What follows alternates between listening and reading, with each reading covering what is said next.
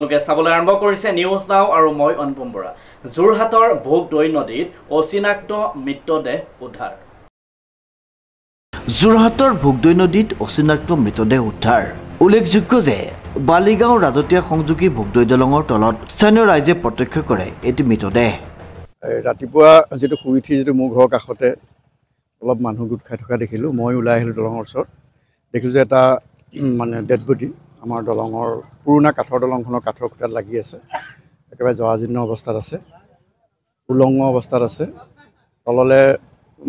তললে তেওঁ মুখখন পৰি আছে, চলাই তেওঁ মূৰটো ঢাকি থৈছে আৰু পেণ্টটো আঁঠুৰ তললৈকে মানে বেল্ট তেখেতে খোল খাই আছে। গতিকে আমি সন্দেহ কৰিছোঁ হয় ই কেনেবাকৈ নদীত পৰি মিছপ্লেচ নতুবা কোনোবা হয়তো হয়তো হত্যা কৰি পেলাই দিব পাৰে, আমাৰ সন্দেহ হৈছে। গতিকে আমি লগে লগে পুলিচ প্ৰশাসনক খবৰ দিলোঁ আৰু ইতিমধ্যে পুলিচ প্ৰশাসন আহিছে, আহি তেওঁলোকে প্ৰয়োজনীয় ব্যৱস্থাখিনি মানে তেওঁলোকে সম্পূৰ্ণ কৰিব বুলি আশা কৰিছে। অৰ্ধ উলংগ অৱস্থাত আছে মৃতদেহটো। স্থানীয় লোকৰ সন্দেহ কোনোৱে হত্যা কৰি পেলাই দিয়ে ভোগদৈ নদীত। ডিজি বৰাৰ ৰিপৰ্ট, নিউজ নাও।